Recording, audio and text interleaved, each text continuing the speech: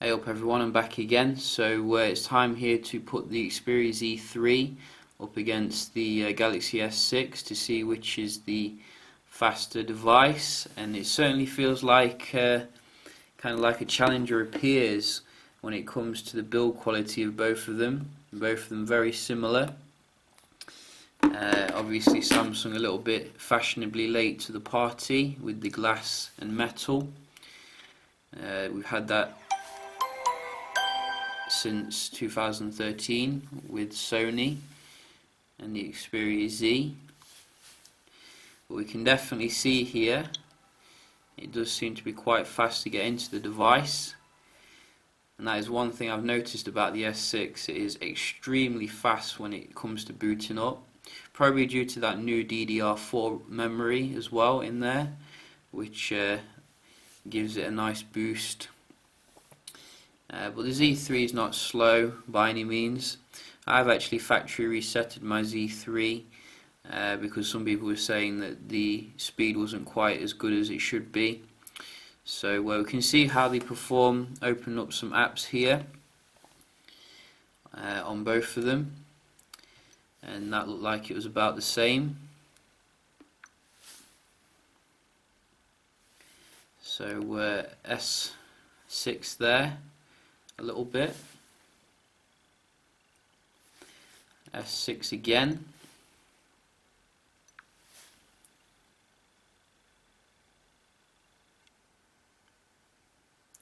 S6 again,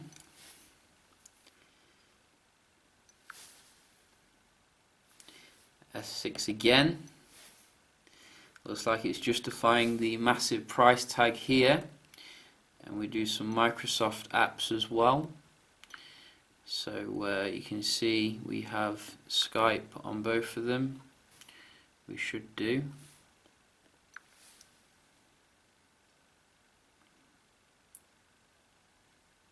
Again, S6, which is nice. S6 again. S6 again. Oh, S6 again. So I think it's a bit conclusive there in terms of the app opening. I'm going to give that a point to the S6. But we can see if the Z3 can pull it back when it comes to the browsing, which we can start off with Phone Arena.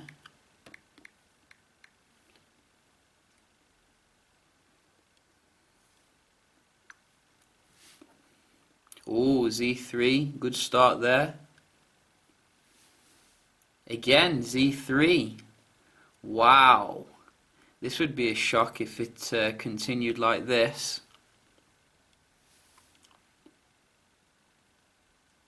Z3. Very nice here from the first website. Let's try another one.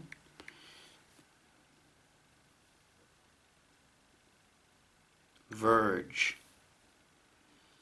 And then go. Oh, S6 here.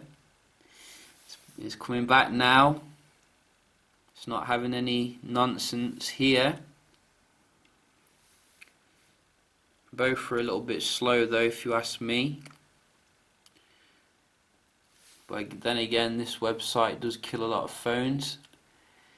And you can see here S6 again, I think. Not far behind though, the Z3, saying it's a Snapdragon 801 versus the beastly Exynos, based upon very small architecture.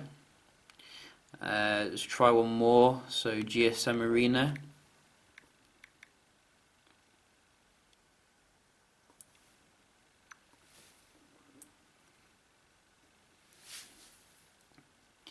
Wow, that was identical. Again, pretty much identical there. So I think I'm going to give that a tie here. Obviously one site was a bit quicker on the Z3 and the other on the S6. Very nice performance from the Z3 here. and we can just try the multitasking. So let's go back to something. Let's go back to Tinder. Z3, that's a point in that direction. Twitter. Z3 again. Wow. Z3 owners, crack out that champagne. It looks like there's no need to upgrade here. eBay. Again, I saw a reload there on the S6, which I don't expect from 3 gigs of RAM. And what else we got? Viber. No reload there. OneDrive. Microsoft. Ooh, Cheetah. Let's go. Let's make sure that's. Let's go back into it again here at the same time. So we're about the same there. Skype. Reload. Gonna give it to the Z3. Well done. Very nice for the multitasking. And what else can we try? The Wi-Fi. Can do a little bit of a Wi-Fi test here. One at a time again. I did say that it was going to do them both at the same time, but I think one at a time for these two flagships. We can see which one gives the nice speed. So they're both on the same server. So let's go with the Z3.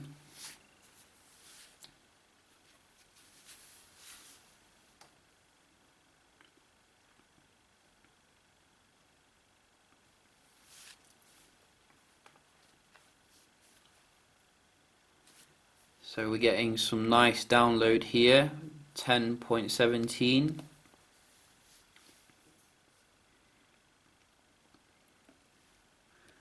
Don't like that screen flicker.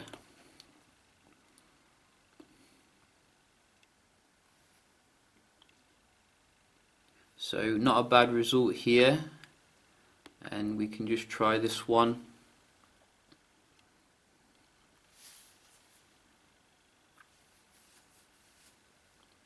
Don't know why they keep changing the refresh rates of displays every year. It's really annoying, particularly when you're trying to make videos.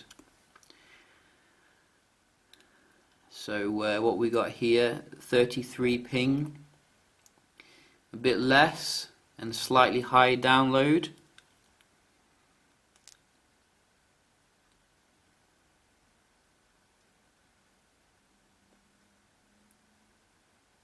But less for the upload. Wow. So slightly geared there towards the S6, I think. But the Z3 no slouch, obviously, not a huge difference really. We can just try the GPS as well. Both are on high accuracy. You can trust me. So what's this?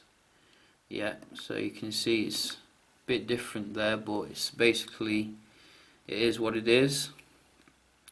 And with this one,